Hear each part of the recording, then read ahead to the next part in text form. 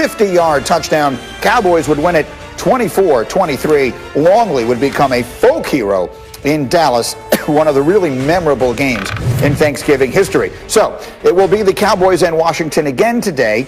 And as we look at the division, someone has to win it. According to our metrics, Washington and Dallas still have that chance. Philadelphia is the favorite with a 45% chance to take it all. And frankly, if you watch all these teams play, you might say the Giants are playing better than anyone else in the division right now. So here's the question I want to ask as we get set for today's games. Let's not talk about this season, where we know someone will win the division. Let's talk about which of these teams, Dominique, as you look at them, the way they're constructed, which one gets really good first? Which of those four teams is the first to become a true contender? Well, I mean, I'd love to say Joe Judge and the Giants because I love Joe Judge. He makes me laugh. It feels like he thinks he's in a football movie, but it doesn't seem like they have the roster necessarily to build off of that. And they do have probably the most promising quarterback in the division right now, considering that Dak is injured and Dak is the best, but maybe Daniel Jones is the most promising. But I'm going to go with Washington. I think what Washington has there is some young talent on defense and a defensive line that you can build around. That's what I'm looking for. It's looking for something that you can build around. And I'm not sure that any of the teams, maybe the Cowboys have some talent that you can build around, but the Cowboys are perpetually underachieving, and nothing to me suggests that they're going to change that. So I'm going to go with Washington, in part because of that D-line, and in part because, who knows, I live here, so might as well pick the home team. Seems as good a reason as any. What do you think, D. Wood? Who's the next team of the, look, that's a legendary division, heritage franchises. Which is the next one that is really the goods? Well, Dominique alluded to him. I'm going to go with the New York Football Giants. And when you look at the job that Joe Judge has done, he's coaching up this team, and they don't have the personnel right now. But you look at them on defense; they're playing really well on defense. Heck, they got one of the better defenses in the National Football League. Daniel Jones seems like he's starting to make plays, take better care of the football. I think the key for them is just continuing to add to that personnel and bringing up that talent base and getting Saquon Barkley back. That will be huge for the New York Football Giants. I like the direction they're going. Yeah, Nick, to use your analogy, Joe Judge would be in that rarest of rarities. He's coaching in a good football movie, of which there are very few, and he's doing it well. Shefty, as you, again, there is no more exciting television than Shefty checking his phone. So if you have anything of significance there, by all means, share it. Otherwise, you hear the conversation, looking at team salary caps and all that. Which one do you think is the next one to climb up near the top of the mountain? Well, I look at this division right now, Green, and I say that the winner this year will have the worst record of any division winner in NFL history. Mm-hmm. The previous worst was 7-9 when the Seahawks won it with Matthew Hasselbeck as their quarterback. We are looking at this year. I think 6 wins will wind up winning this division. Which of these teams is going to rise up from the ashes? They've all been at alternate times awful, and nobody's been consistent. It is difficult to predict. I can make a case for each one of them as to why they would win it, and I can make a case as to each one why they wouldn't win it.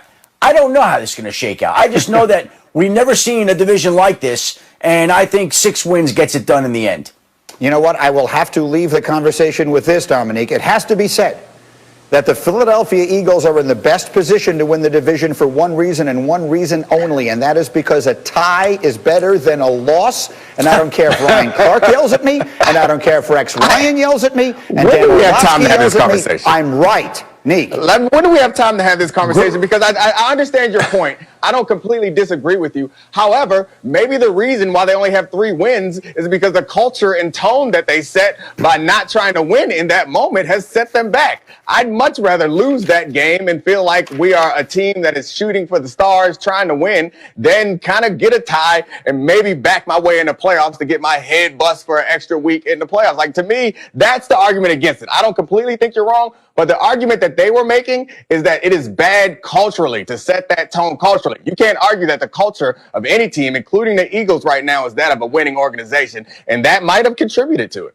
Okay, sure. I'm sure that was the reason that Carson Wentz floated that pick 6 at the very beginning of the game the other day. Okay, as we continue, besides roasting a turkey today, Damien Woody is planning to roast one NFL. We have tons of football to get to. There are two games that will be played on this Thanksgiving Day, and we have these gentlemen to talk about them and more. Dominique is here. Damien Woody is here. Bart Scott is here. But we begin this hour, for those of you just joining us, with very significant breaking news about the game that will not be played today. The Ravens and Steelers were scheduled to play tonight. That game has been postponed to Sunday, and I suppose now, Adam Schefter, we have to say Sunday feels in jeopardy. For those who were just joining us, Schefter, at the top of the hour, let's go over all that we have learned today from Baltimore. There were not four more tests. There were more positive tests in Baltimore, Greeny. It's the fourth straight day that there have been positive tests in Baltimore as the Ravens struggled to contain the outbreak with the number of players growing by the day. There have been 7 players that had tested positive. This would be the 8th player at the very least. There have been staffers that have tested positive. And last night the team announced that it was disciplining a person on its staff who it believes contributed to the spread of this virus that continues to grow. So now we've seen the game move from tonight, a primetime slot against the Steelers, to Sunday afternoon, 1:15. Whether that game gets played right now is anybody's guess, but it's fair to say that it is tentatively scheduled for Sunday at 1:15 because the league had pushed back that game, and it had said all along that the game tonight, the status remained unchanged. And the status always remains unchanged until it is changed. And they had to change it, and who knows, they may have to change the status of Sunday's game at 1:15. More positive tests in Baltimore for a 4th straight day, Greeny. So that is the big headline here. We should point out a few logistical issues. Again, the game has been moved to Sunday. The Ravens also, as of now, have a game scheduled next Thursday. They're supposed to play the Dallas Cowboys next Thursday in a game where neither team would have an advantage in rest because both of them were supposed to play on this Thanksgiving. So, Shefty, that's another factor that goes into this as far as figuring out when the Ravens, they couldn't delay this a day, I guess is what I'm saying. They couldn't push this back to Monday, you wouldn't think, since they're supposed to play Thursday. No, that is absolutely correct. Again, and when the NFL set this schedule, you would think that there would be no issues with the Dallas Cowboys, who are in a fight for the playoffs, playing the Baltimore Ravens, who are in the fight for the playoffs, being that both played on Thanksgiving Day, but only one of them is now playing on Thanksgiving Day. And so already it affects the balance next week and how that plays out. But again, Greeny, this is 2020. This is the way it works. Not everything is going to be perfect. Not everything is going to be right. Not everything is going to be fair. The goal is to just try to get through the schedule. And so at this point in time, the question is, can they play the game on Sunday with the Ravens and the Steelers? And I think right now it's fair to wonder whether they'll be able to do that. If it continues to spread in Baltimore, they won't. They will not be able to play that game. If they can get under control from this point on, yes, the game will go on. Whether that's going to happen, nobody knows right now.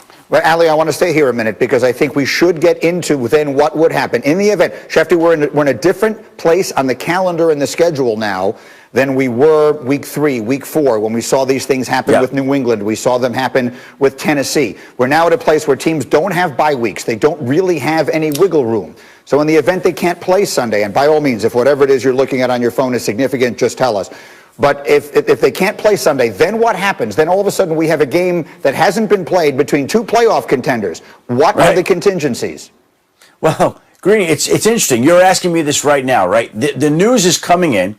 We've never been in a season with a pandemic. We've never been in a season of pandemic where we get into week 11 or 12 and this is happening. We've never been at a point in Thanksgiving where they're moving the game. So you're asking for answers that, frankly, are just not available right now. We can all wonder and speculate. And I think it's fair to wonder. I think my first thought would be that there are going to be games this year in cases like this where there's a chance they just won't be played, period. That they will not be made up. Now, again, the league has introduced other ideas and thoughts. It could always add on a week 18 and push back the Super Bowl.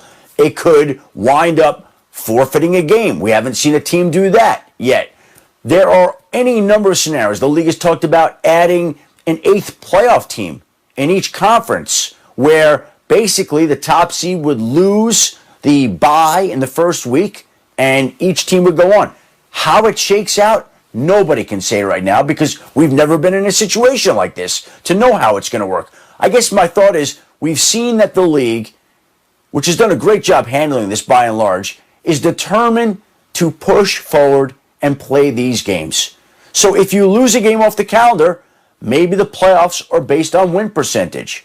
maybe they add on that eighth playoff team.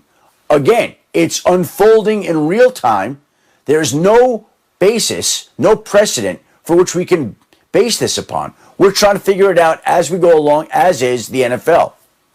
Absolutely. And just throwing one other thing into the mix, and let me bring the rest of the crew in here for reaction. Again, I've got Dominique and I've got Art Scott and I've got D Wood with us here. The Steelers are an unbeaten team, and I would just throw that into the conversation. The idea of a team with the opportunity to go 16-0, which only one team has ever done before, and no team has ever gone 19-0. And now they're staring at the possibility, again, we should underline that word, possibility, that they will only wind up playing 15 games. Dominique, you're listening to all of this. Yeah. The floor is yours. What are your thoughts? Well, if they go 15-0 and then sweep the playoffs, they will have outdone the 72 Dolphins, who only played a 14-game regular season. So if that matters, then to them, then they aren't hurt in that way at all. But I do think, in the grand scheme of things, this feels like something that the Steelers should be annoyed by and upset by. But